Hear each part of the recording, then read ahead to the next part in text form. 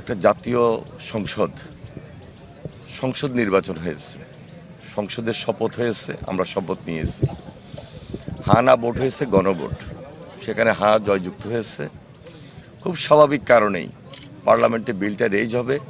হায়ের শপথের কোনো প্রয়োজন নাই, হ্যাঁ অটোমেটিক জাতীয় সংসদে বসা মাত্রই হ্যাঁ কার্যকরী হবে এবং এটাই জুলাই জাতীয় সনদ।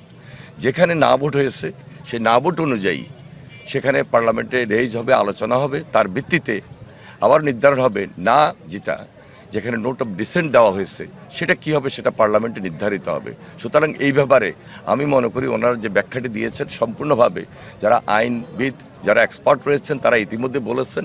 সুতরাং একটু জানা দরকার, সুন্দরভাবে বলা দরকার এবং গ্রহণযোগ্য, বিশ্বাসযোগ্য যে সিদ্ধান্তটি জনসাধারণ দিয়েছেন হ্যাঁ ভোট, সেটি অটোমেটিক নীতি নির্ধারক অনুযায়ী দায়িত্বশীল অবস্থান থেকে পার্লামেন্টে রেজ করার মধ্য দিয়ে সেটি কার্যকরী হবে।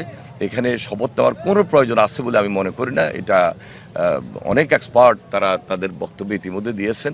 আমি মনে করি সেটা আলোচনা করে সরকার কীভাবে সহযোগিতা করবেন, দেশটাকে কীভাবে চালিয়ে নেবেন, সহযোগিতা করবেন আন্তরিকতার মধ্য দিয়ে।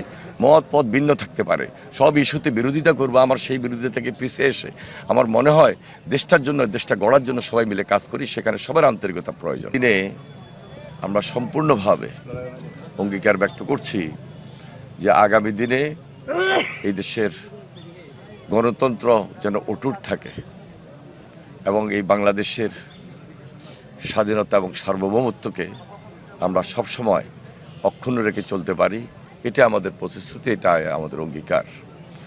দলমত নির্বিশেষে সবার প্রতি আমার উদাত্ত আহ্বান থাকবে, আসুন আমরা আজকের এই দিনে আবারও নতুনভাবে শপথ করি যে এই বাংলাদেশটাকে আমরা একটা সুন্দর বাংলাদেশ গড়ার লক্ষ্যে ঐক্যবদ্ধভাবে কাজ করব।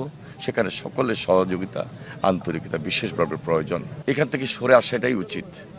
মব কালচার, নামই তো মব। মব মানে কি? মব মানে এটা এমন একটা পরিস্থিতি ক্রিয়েট করা। সুতরাং একটা বিশৃঙ্খল পরিবেশ তৈরি করা। বিশৃঙ্খল পরিবেশ তৈরি করতে গেলে বাংলাদেশ গড়ার ক্ষেত্রে তো বাধা হতে পারে।